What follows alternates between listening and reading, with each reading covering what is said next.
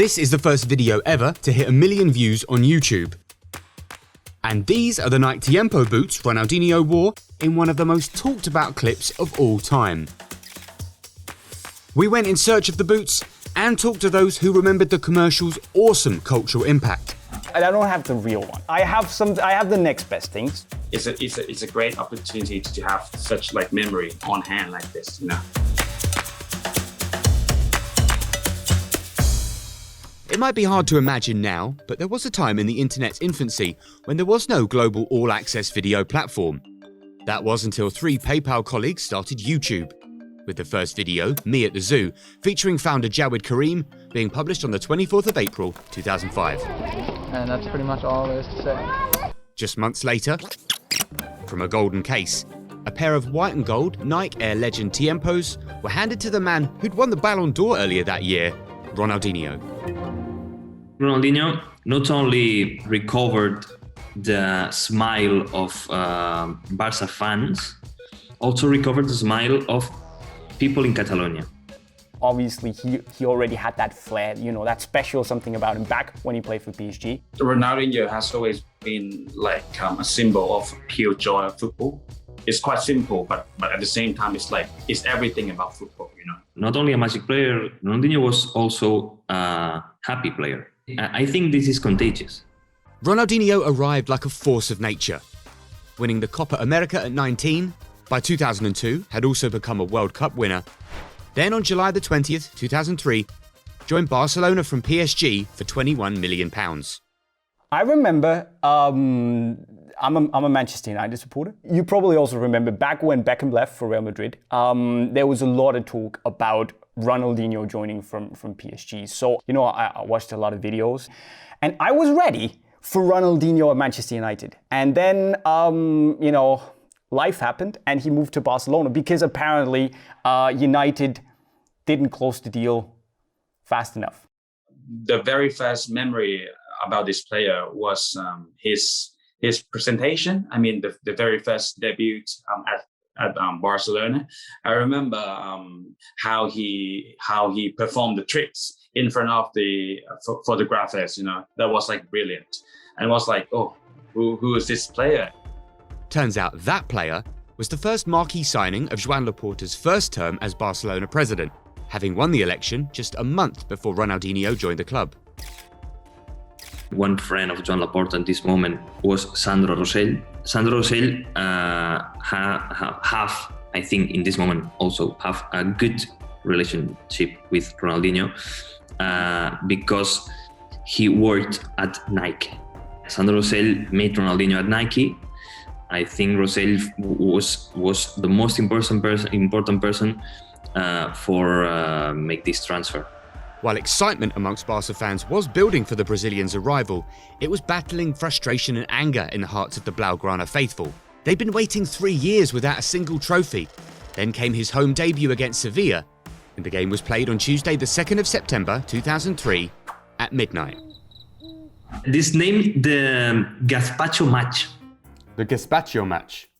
Yes, because the board of directors of Barcelona decided to give for free a little gazpacho at all the fans of Barcelona this night, and a Kit Kat also. Gazpacho and Kit Kat.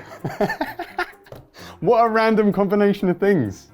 It was extraordinary. It was one of the best matches I've seen in Camp Nou. How does it make you feel to know that you were there for that moment of history? I remember my grandfather eat his gazpacho and my gazpacho, and I eat the 2 Kit Kats. Kit Kat from my grandfather and my Kit Kat. I remember that. That sounds like a fair compromise. It was a big night. It was a big night. At the time that Nike released this advert, they had a legacy already of having produced some incredible adverts. I mean, they were big budgets, big stars, lots of names, like big directors as well. They were like movies. They were. But then this particular video, it was a huge departure from them really, because it's one camera, one guy, handheld. Like the brief must have just been, give him the boots and then see what happens. obviously, you could say that it marked like a change in how you do marketing, but Nike went back to all these big budget marketing films, especially around the big tournaments after that Ronaldinho moment in 2005. I think it made them understand that going viral is important. And I think that really was like a tentpole moment for not just Nike, but for football marketing in general, that they saw, okay, we use these superstars in a different setting, in a different way. We make them a little bit more human, although what Ronaldinho does isn't really human, but you know, it's just a standard setting. People watch a video that it could be made by him. It's a little advert with a big star, but a proper big star. It's only a great star in the pitch playing with Barcelona, and the rest of his time he's a normal person. I'm going to ask you the next question together. Okay. Was it real? Do you care? No, and yeah, I do care. I don't think it was real, and I think, you know, they've come out and said different things at different points. Obviously, they said it was real at the beginning. I think it's clear now that it's not real. Do I care? I shouldn't, but as like a creative guy, I've been making YouTube videos for Unisport for like 13 years. I think it's brilliant, right? Because obviously it was outrageous what he did, but it was the discussion.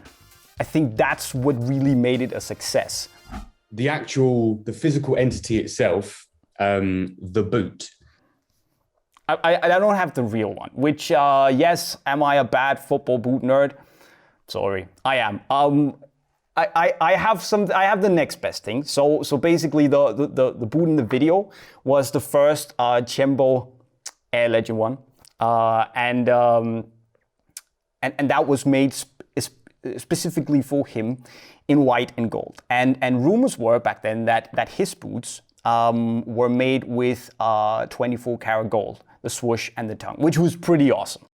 I actually have the remake model, which were released a couple of years back. It's 80% identical to the original model. If we still have the original model with me now, I mean, the condition of the material would have been, you know, it just by time, the age of the boots, you know, just the condition boots change. But when they do the remake, you can feel, you know, this feeling. You know, I used to have this feeling, you know, touching the boots back in the day, and then they made it. Then, you know, to me, it's a great opportunity to have such like memory on hand like this. You know, it recalls you lots of memories. You know, the ad, you know, the time that you try to duplicate the tricks of the players. You know, the fact that Ronaldinho, maybe he didn't deliver as many trophies, as many medals as one would expect a player of his caliber, considering the magnitude of his impact still.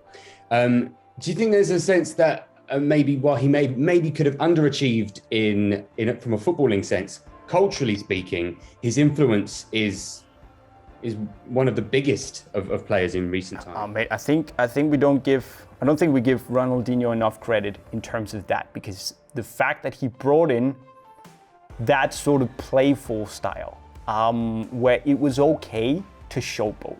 So I don't want to blame Ronaldinho and belittle his achievements, because he's meant so much more than just winning a trophy. And I think he's affected football so much that his legacy is actually greater, being the player he was, rather than if he just won 10 more trophies and not really made a change in the way we think and play football today. The players he's inspired, the young players coming up today with a lot of skill. I mean, would Neymar have been the same player without Ronaldinho? I don't think so.